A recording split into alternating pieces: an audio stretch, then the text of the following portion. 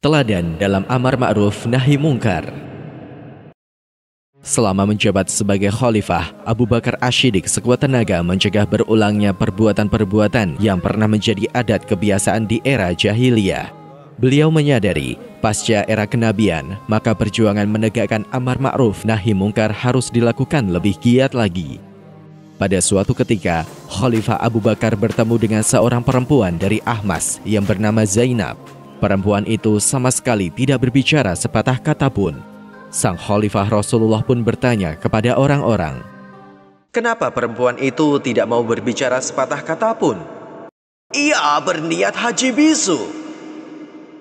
Khalifah Abu Bakar kemudian berkata kepada perempuan yang bernama Zainab itu, "Bicaralah, karena apa yang kamu lakukan itu tidak boleh, dan itu termasuk perbuatan serta tradisi jahiliyah." "Siapakah Anda?" "Aku dari kaum Muhajirin." "Muhajirin yang mana?" "Dari Quraisy." "Dari Quraisy mana Anda?" "Kamu ini banyak tanya, aku adalah Abu Bakar." Setelah mengetahui orang yang di depannya adalah Khalifah Rasulullah, maka Zainab pun bertanya, "Wahai Khalifah Rasulullah, sampai kapan kita berada dalam suasana yang soleh ini yang didatangkan Allah setelah jahiliyah?" "Selama imam kalian istiqomah, lurus, komitmen, dan konsisten dalam meneguhinya." "Siapakah para imam itu?" "Bukankah kaummu memiliki para pemimpin, tokoh, pemuka, dan tetua yang dipatuhi perintahnya?" "Benar." "Mereka itulah para imam milik orang-orang." Dalam tradisi jahiliyah terdapat sebuah ritual membisu. Biasanya mereka melakukan dengan beriktikaf sehari semalam tanpa berbicara apapun. Kebiasaan itu kemudian dilarang dan mereka diperintahkan berbicara dengan kata-kata yang baik. Kejadian tersebut merupakan upaya Abu Bakar Ash-Shiddiq dalam beramar ma'ruf nahi mungkar. Khalifah Rasulullah seringkali membaca surat Al-Ma'idah ayat ke-105. "Wahai orang-orang yang beriman, jagalah dirimu. Tiadalah orang yang sesat itu akan memberi mudorot kepadamu apabila kamu telah mendapat petunjuk. Hanya kepada Allah kamu kembali semuanya, maka Dia akan menerangkan kepadamu apa yang telah kamu kerjakan." Abu Bakar juga menyampaikan bahwa Rasulullah pernah bersabda, "Sesungguhnya, orang-orang ketika mereka melihat seseorang berbuat zalim, lalu mereka tidak mencegahnya, maka Allah akan segera menimpakan azab atas mereka semua." Dalam ibadah, Khalifah Abu Bakar terkadang meninggalkan amalan sunnah karena khawatir dianggap sebagai ibadah wajib oleh umat. Huzaifah bin Usaid pernah berkata, "Aku melihat Abu Bakar Ash-Shiddiq dan Umar bin Khattab, dan beliau berdua tidak mengerjakan sholat duha karena khawatir akan selalu ditiru dan dianggap sholat wajib oleh umat yang tidak tahu." Namun, dalam sholat wajib, beliau sangat khusyuk dan menunaikan dengan sebaik mungkin. Abu Bakar Ash-Shiddiq pernah mengimami sholat subuh dan membaca surat Al-Baqarah pada 2 rakaatnya. Selesai sholat, Umar bin Khattab berkata kepada Abu Bakar, "Wahai Khalifah Rasulullah, Anda tidak selesai sholat, melainkan kami melihat matahari sudah terbit."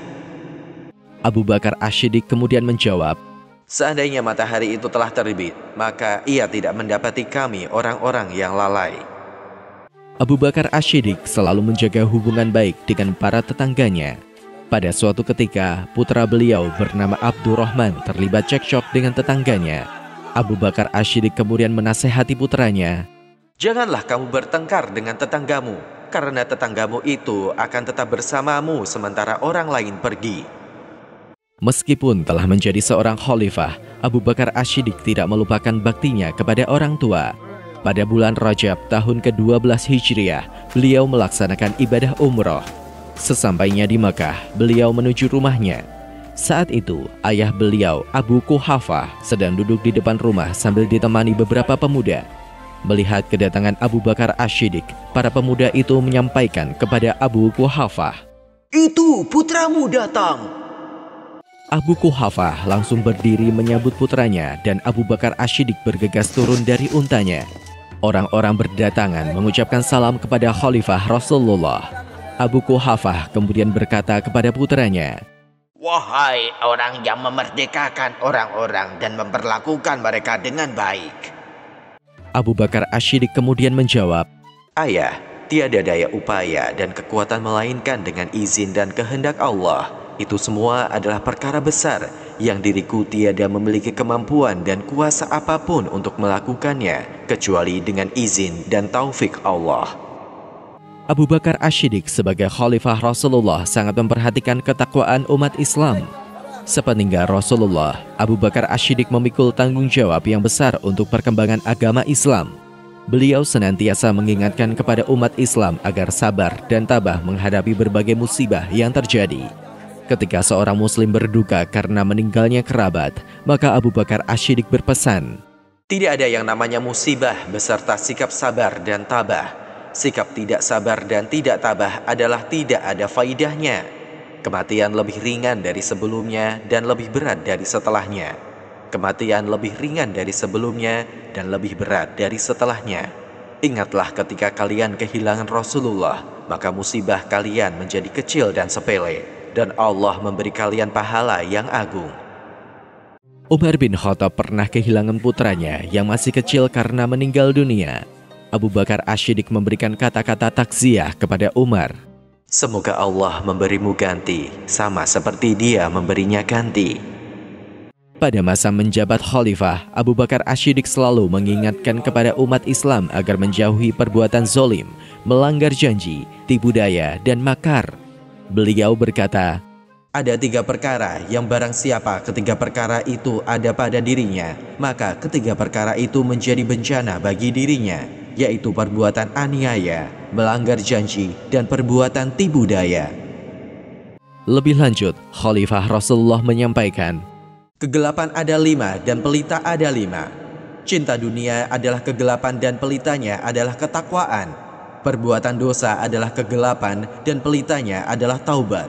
Kubur adalah kegelapan dan pelitanya adalah kalimat tauhid, la ilaha illallah, Muhammad Rasulullah. Akhirat adalah kegelapan dan pelitanya adalah amal soleh. Syirat adalah kegelapan dan pelitanya adalah keyakinan dan keimanan."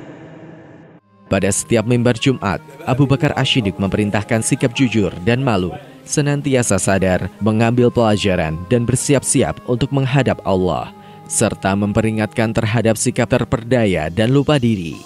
Setahun setelah wafatnya Rasulullah, Abu Bakar Ash-Shiddiq menyampaikan khutbah di tempat yang sebelumnya pernah digunakan Nabi Muhammad menyampaikan khutbah. "Rasulullah berdiri di antara kami di tempat ini 1 tahun yang lalu." Abu Bakar Ash-Shiddiq sempat menangis terseduh-seduh hingga beliau tidak mampu berkata-kata. Kemudian beliau melanjutkan khutbahnya. "Wahai orang-orang, mintalah afiah kepada Allah, karena tidak ada sesuatu yang diberikan kepada seseorang yang lebih baik dari afiah setelah keimanan dan keyakinan. Istiqomahlah kalian kepada kebenaran dan kejujuran, karena kebenaran dan kejujuran adalah beserta ketaatan dan kesalehan, dan keduanya adalah di syurga. Jauhilah perbuatan bohong, karena perbuatan bohong beserta kebejatan, dan keduanya ada di neraka. Janganlah kalian memutus hubungan, saling menjauhi, saling membenci, dan saling hasud.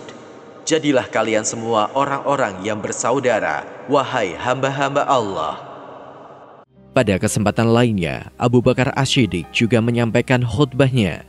"Amma ba'du, aku berwasiat kepada kalian semua untuk senantiasa istiqomah dalam menjaga ketakwaan kepada Allah, memanjatkan puja-puji kepadanya, menyatukan antara harapan dan kecemasan, dan ketika berdoa, maka disertai dengan penuh kehusyukan dan sungguh-sungguh.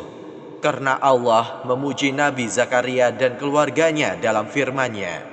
Maka kami memperkenankan doanya dan kami anugerahkan kepadanya Yahya dan kami jadikan istrinya dapat mengandung. Sesungguhnya mereka adalah orang-orang yang selalu bersegera dalam mengerjakan perbuatan-perbuatan yang baik dan mereka berdoa kepada kami dengan harap dan cemas. Dan mereka adalah orang-orang yang khusyuk kepada kami. Kemudian ketahuilah wahai para hamba Allah, bahwa sesungguhnya Allah telah menerima penggadaian jiwa kalian dengan haknya dan mengambil perjanjian kalian atas itu. Maka dia pun rela membeli sesuatu yang sedikit dan fana dengan harga berupa sesuatu yang banyak dan kekal. Ini kitabullah ada di tengah-tengah kalian. Keajaiban-keajaibannya tidak akan pernah habis dan sinarnya tidak akan pernah padam. Maka benarkanlah firman-Nya. Jadikanlah kitabnya sebagai penasihat dan sebagai sumber cahaya bagi kalian pada hari kegelapan.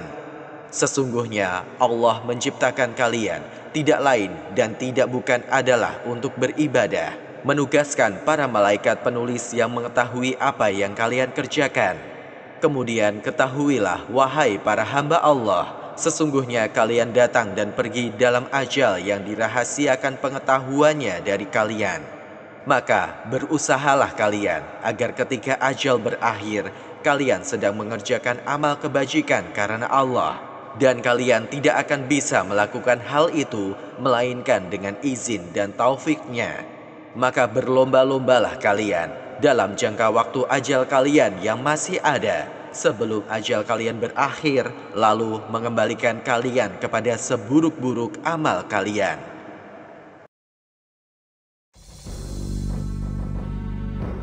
Penulis naskah Abdullah Hasan, ilustrator Yudi Toto, narator Diah, Rashid, dan Putra, musik Agusti M, editor Nur Hafila, produser Haidar Ahmad Furqoni, diproduksi oleh Kastari Sentra Media.